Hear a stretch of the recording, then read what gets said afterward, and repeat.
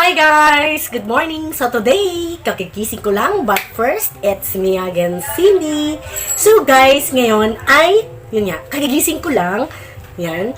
Pero kagabi, sinampuhan ko na to ng 3 times. Ang gamit kong shampoo is ang Dove shampoo.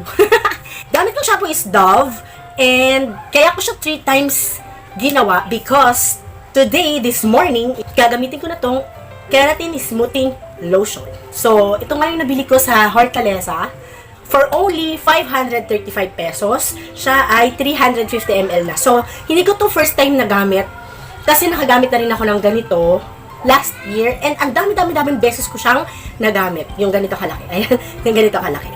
So, take a look on my hair today. Yan. Think I'm losing my mind. Trying to stay inside the line. Take a very, very good look kasi ito ay magiging straight but not totally 100% straight but 30% magkakaroon siya ng konting body.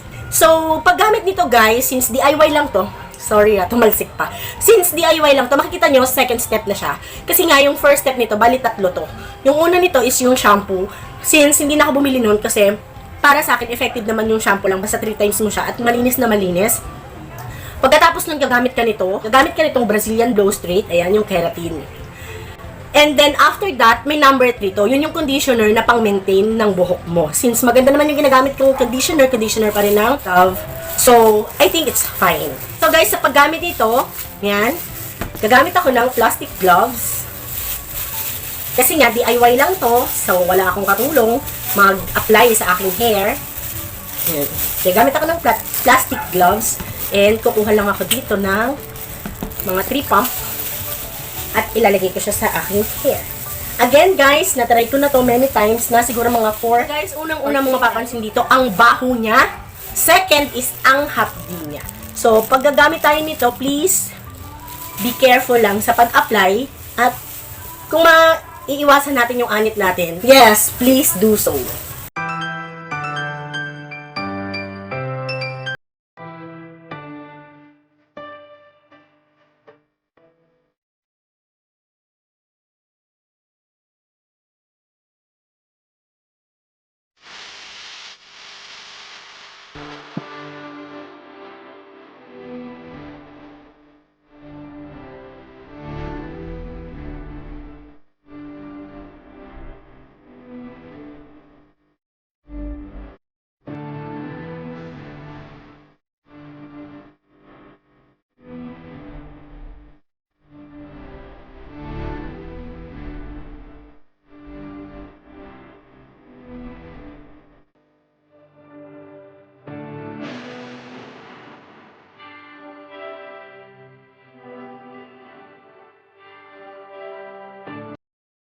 I think I'm done putting it on my hair.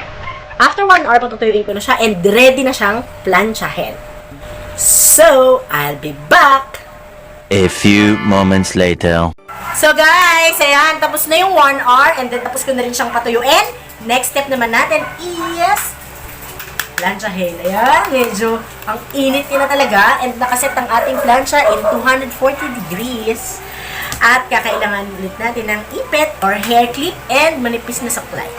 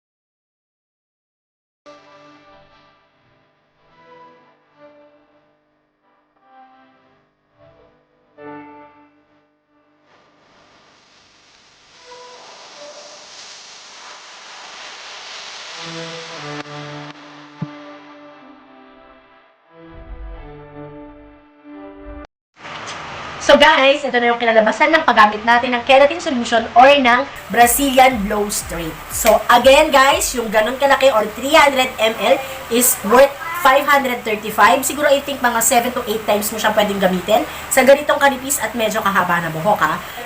Very easy and very affordable na beauty hacks na pwede kong i-share sa inyo. Again, this is DIY. Kayo lang pwede nang gumawa. Hindi nyo na kailangan pumunta sa salon or parlor. At least is wala tayong masyadong physical contact sa bawat isa. So, yan guys. Ito na yung kinalabasan niya. Again, hindi ko ito papaliguan for 3 days. And mag-update ako sa description box kung ano yung kinalabasan niya after 3 days or after ko siyang paliguan. So guys, yun lang ang video natin for today. Thank you for watching. Don't forget to subscribe my channel and click mo na rin yung notification. And click mo na rin yung notification bell and don't forget to like this video. Thank you. Bye-bye.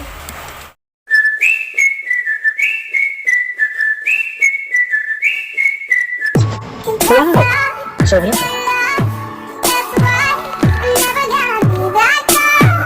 Please subscribe and click the notification bell.